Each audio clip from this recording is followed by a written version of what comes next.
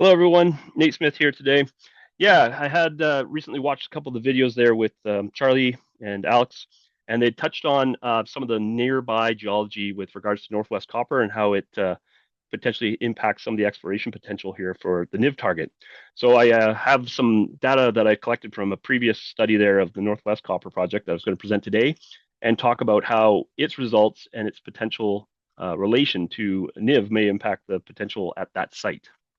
So on my screen here today, I'm sharing a collection of images where I'll say anybody who's interested in doing their own deep dive on this, the BC Assessment Report Database is an excellent resource, and this is where I collected some of this material. Flagged as the report numbers there if you want to look these up on your own. And I'll jump into it here. And I'm sharing in presentation mode today because I want to jump around a little bit, so apologies if it's needing to be zoomed in. So from that database, one of those pools, you can see there this East NIV, so it's Northwest Copper.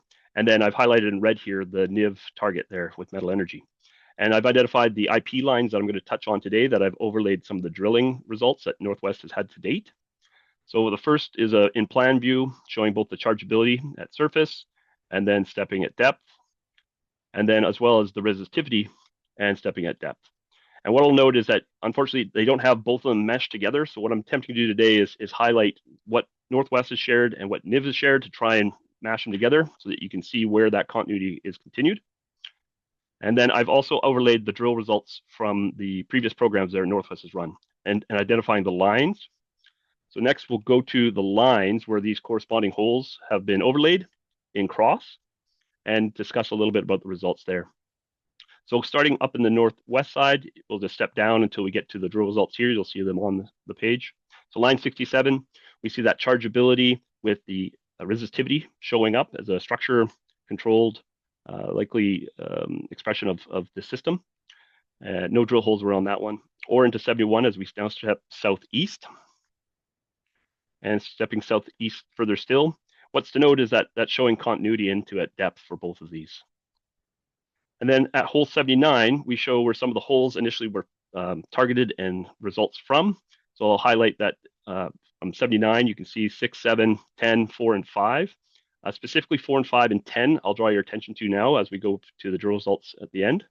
And then just to jump back here real quick to show where those are, if you need to landmark yourself. So 79 is stepping southeast. And then into 87, where we have results of 1, 2, and 3, and 8. One out into what just looks like a low chargeability response, but some resistivity. 2 and 3 showing that they are into the top. These are not super deep holes either. They're I believe, less than 300 meters for most of these, except for hole 10. And then 95 with hole 9, which is testing another one of the chargeability resistivity targets that was there. So it's important to remark on the actual results themselves. And what should jump out at you is some of the results, especially from 4 and 5, where it's showing where we saw that chargeability targeted with the resistivity inlaid over 81 meters there of 56.56 copper equivalent, with a lot of that being the both copper and gold kicker on that. And then some of the anomalous results there across all the others with regards to the gold and copper levels. And the results there are confirmed as porphyry related. In the ARIS database results, you can take a look and see some of the veining that they had and potassic alteration that was recorded with that, as well as reporting of bornite inclusions. So some solid, but not necessarily continuous results there from Northwest Copper there to date. So where and how does this results project or potentially have impact on to the NIV target is where I want to get into next. So just to level set again, those whole results, the highest grades there being from 79, approximately, looking at just over 1.5 kilometers less from the actual border edge of the NIV target. It's important to note the geology side of it.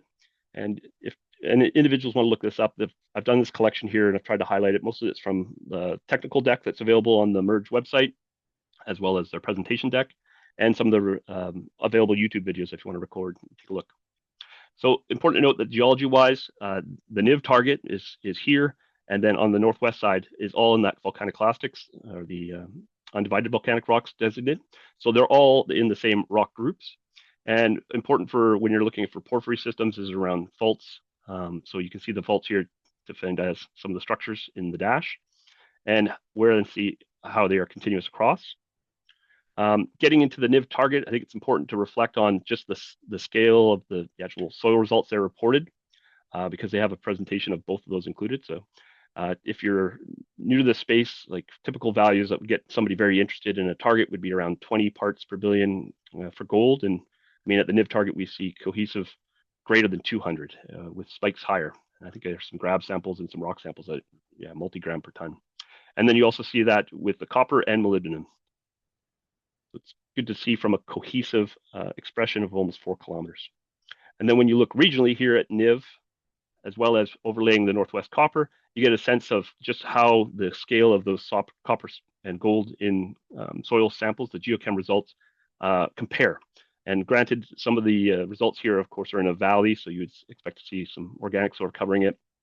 But some of the results here are also from exposed bedrock for it.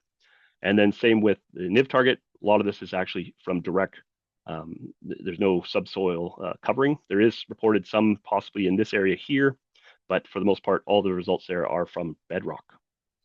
So where and why the excitement of the results? You can first, this was first introduced to me when I saw and reviewed Geological Deep Dive on by Charlie there on the OR group on YouTube. I encourage you guys to go watch that. It's a longer one, but he does a much better job highlighting the actual NIV merits and some of the target development they've done to date. But what'll jump out at you is they flag some of the results there from Northwest Copper as well as the grab samples here.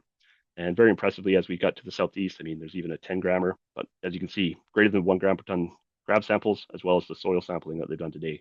So very, very good results for cohesive across the entirety of this project, relating possibly to the whole system. Also interesting to note, on the northwest side, there was even a hole. They said it was done on spec. They just threw it at it, and it ended up having some anomalous gold levels as well, too, which is showing that there's possibilities to the northwest as well. But getting into that image again, I believe I grabbed this one from the slide deck where it had nothing overlaid. Underneath here in the red, yellow, and continuous over onto the northwest side, this is the IP results. And so what you saw scan lined in the other previous historical results is done as well for on the NIV target. And what we can see here is that from this image, from the level section that they've cut, is that early indications is that that IP result and the that resistivity results traveling through that volcanic group geology-wise is showing cohesiveness as well as continuity. And what also is to remark is that the scale and size of what's being reported on the NIV side is also a much larger resistivity and chargeability response. And what I've attempted to do here in the next couple slides is mash over from some of the other images that was taken from Alex's presentation. In the following slides, I'll detail. But it showcases that this is that chargeability overlaid, as well as where those other former IP lines were taken. And from this, he shows, I believe, from surface down to about 400 meters. I didn't actually get the actual numbers for the depth, but what can be remarked is, and if you want to go see this yourself, sorry, I should say, go grab this one from YouTube, and you can jump to that minute mark there, bookmark it to go and grab it yourself. And Charlie's remarks as we went, which was, as you can see on the right-hand side, how it merges on with that on echelon IP chargeability anomaly on Northwest Copper side, which lends credence to a lot of the target. Those were Charlie's words. And as we step to depth there, you can see it show up and then continue. And why this is interesting or where and what gets me excited for NIV is in around the work that they've done and detailed. So in one of the most recent animations that are prepared by Alex, he detailed in plan, longitude, and cross-section a walk through the NIV target, which showcases that cohesive IP chargeability inlaid in resistivity. I don't have the resistivity here to show, just showing this one from a grab from the pictures. But if you want to catch that video, he shows and does the walkthrough for both, the IP and, the chargeability and resistivity. So it's a good one to go catch. If you haven't seen it, grab it. But it show you that this highlight, the heat map is the gold in soil geochem as they walk through, as well corresponding up to surface.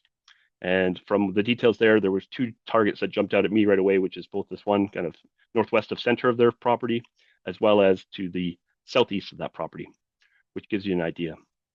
So just jumping back to this slide here, things to take away is that NIV is undrilled in that there's never been anything directly on the property. The only work they have done is that geochem, the geophysics, and the on-ground field work that they've done for the geology as well. what excites me is to see that we have porphyry mineralization confirmed on both the west side in the northwest and more extensively on the east side with drilling to date in very similar host rocks. And the results from those drilling activities resulted in confirmation of mineralization there related to porphyry and the significant results to date. So if you haven't taken the chance to review this data, I take this as a quick introduction. I encourage you to go do a deep dive of your own, but it's one of the items there that I think is of remark for other investors to take a look at, and look forward to hearing what you have to say on it. So thanks again for your time, and I hope you had something to take away from this. Again, that's Metal Energy, MERG on the TSX feed that we're following along on. Thanks for your time.